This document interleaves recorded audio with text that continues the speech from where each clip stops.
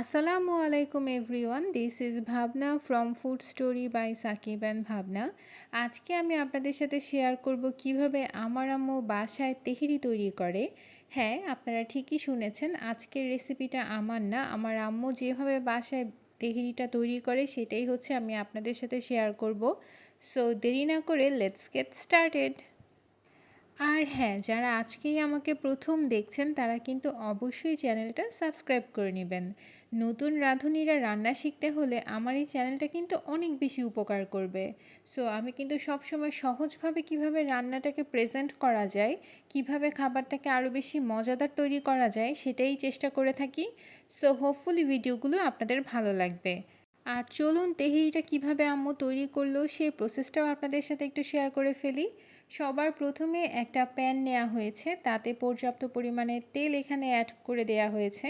তেলটা যখন একটুখানি গরম হয়ে আসবে সেই পর্যায়ে কিছু গরম মশলা এখানে অ্যাড করা হয়েছে। আমি আপনাদের সুবিধার জন্য গরম মশলাগুলো কি কি দিয়েছে সেটাও কিন্তু ডিটেলসে বলে দিচ্ছি। এখানে ছিল তেজপাতা, দারচিনি, এলাচ, জয়ফল, জয়ত্রী, শাহি জিরা, তারপর ছিল স্টার যে মশলাটা আছে সেটা। সব কিছু দিয়ে খুব ভালোভাবে যখন নেড়ে চেড়ে এটাকে মশলাটাকে একটুখানি ভেজে নেওয়া হয়েছে সেই পর্যায়ে এখানে অ্যাড করা হয়েছে পেঁয়াজ। আপনারা নিশ্চয়ই বুঝতে পারছেন এখানে প্রচুর পরিমাণে পেঁয়াজ কিন্তু অ্যাড করা হয়েছে।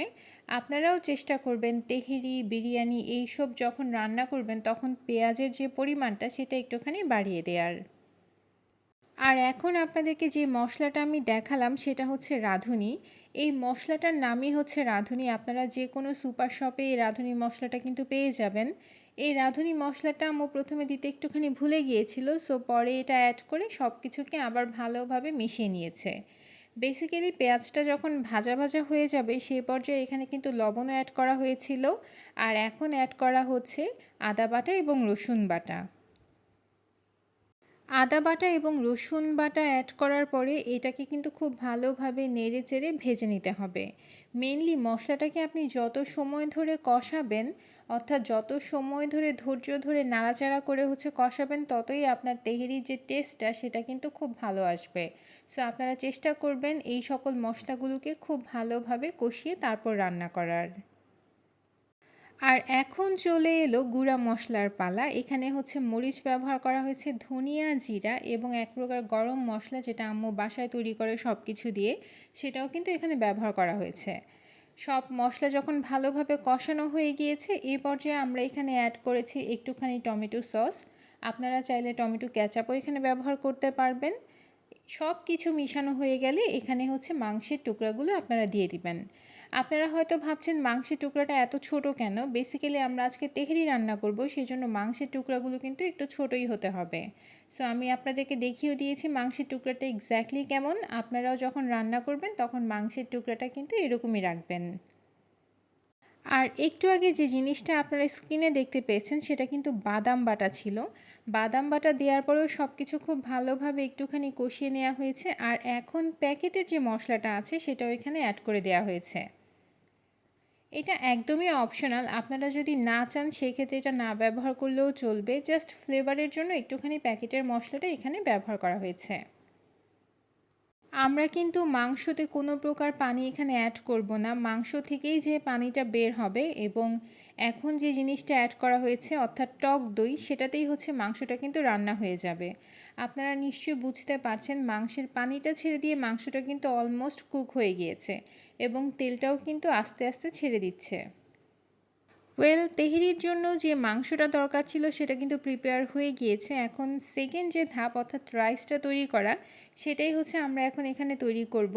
এই ক্ষেত্রে পেঁয়াজ দেওয়া হয়েছে, তারপর একটুখানি গরম মশলা এখানে অ্যাড করা হয়েছে, শাহি জিরা অ্যাড করা হয়েছে। আর এখন যে জিনিসটা দেওয়া হচ্ছে সেটা হচ্ছে পেঁয়াজ বাটা। আম্মু যখন এইভাবে রান্না করে তখন হচ্ছে পেঁয়াজ বাটাটা এখানে ব্যবহার করে থাকে। সো আজকেও পেঁয়াজ বাটা এখানে ব্যবহার করা হয়েছে। এখন সব কিছু ভালোভাবে কষিয়ে নেওয়া হবে আর সাথে অ্যাড করেছে আদা বাটা। আপনারা যারা পোলাওতে রসুন বাটা ব্যবহার করেন তারা চাইলে একটুখানি রসুন বাটা এখানে অ্যাড করতে পারেন, কিন্তু খুবই সামান্য, খুব বেশি পরিমাণে দেওয়ার দরকার নেই। আর এখন পোলাও চালটা এখানে দিয়ে দেওয়া হয়েছে। তেহেরিতে সবসময় চিনি গুঁড়া পোলাওর চালটাই ব্যবহার করা হয়ে থাকে। আমরা কিন্তু চাউলটাকে 30 মিনিট হচ্ছে ভিজিয়ে তারপর ধুয়ে পানি ঝরিয়ে রেখেছিলাম। আপনারাও চেষ্টা করবেন চাউলটাকে একটুখানি ভিজিয়ে তারপর হচ্ছে রাইসটা রান্না করার।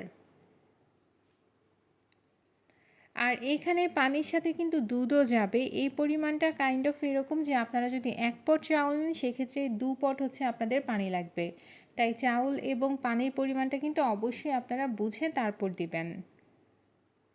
রাইসটা যখন অলমোস্ট 80% কুক হয়ে গিয়েছে, এই পর্যায়ে আমরা যে মাংসটা রান্না করেছিলাম সেই মাংসটা কিন্তু এখানে ঢেলে দিয়েছি। অর্থাৎ মাংসটা কিন্তু আমরা আলাদা করে রেখেছিলাম, সেই মাংসটা এখন দিয়ে সব কিছু খুব ভালোভাবে মিক্স করে নিয়েছি। একটুখানি কেওড়া জল, একটুখানি গোলাপ জল এখানে অ্যাড করা হয়েছে। আর এখন অ্যাড করা হবে একটুখানি ঘি। ফ্লেভারের জন্যই হচ্ছে ঘিটা অ্যাড করবেন। ঘিটা অ্যাড করলে আসলে খেতেও ভালো লাগে এবং অনেক সুন্দর একটা স্মেল পাওয়া যায়। আর এখন ঢাকনা দিয়ে একদমই লো ফ্লেমে হচ্ছে এটাকে রান্না করতে হবে। আর সব শেষে পেঁয়াজ বেরেস্তা দিয়ে হচ্ছে এটাকে পরিবেশন করবেন। এটা কিন্তু চুলার উপরে থাকা অবস্থায় আমরা পেঁয়াজ বেরেস্তাটা দিয়ে দিয়েছিলাম এবং ঢাকনা দিয়ে এটাকে রেখে দিয়েছিলাম দমে। আপনারাও চেষ্টা করবেন এইভাবেই হচ্ছে তেহেরিটা রান্না করার, এতে কিন্তু টেস্টটা অনেক অনেক অনেক ভালো আসে। আমার তেহরিটা কিন্তু একদম রেডি হয়ে গিয়েছে। দেখতে কেমন লাগছে আপনারা কিন্তু অবশ্যই কমেন্ট সেকশানে জানাবেন। আর যদি রেসিপিটা বুঝতে একটুখানি সমস্যা হয়ে থাকে বা কোনো কিছু না বুঝে থাকেন সেক্ষেত্রে কিন্তু কমেন্ট করে আমাকে জানাবেন, আমি চেষ্টা করব আপনাদেরকে রিপ্লাই করে দেওয়ার। এছাড়াও যদি বিভিন্ন ধরনের প্রশ্ন আপনাদের মনে আসে বা কোনো রেসিপি আপনারা আমার কাছ থেকে দেখতে চান সেটাও কমেন্ট করে জানাতে পারেন। আমি চেষ্টা করব আপনাদের আবদারগুলো পূরণ করার। আর এদিকে কিন্তু প্রচুর বৃষ্টি হচ্ছিল। বৃষ্টির শেষের যে ওয়েদারটা আর গরম গরম তেহেরি খাওয়ার মজাই কিন্তু আলাদা। সো এই বৃষ্টির দিনে আপনারাও কিন্তু একবার হলে ট্রাই করে দেখতে পারেন। ভালো থাকবেন। আল্লাহ হাফেজ।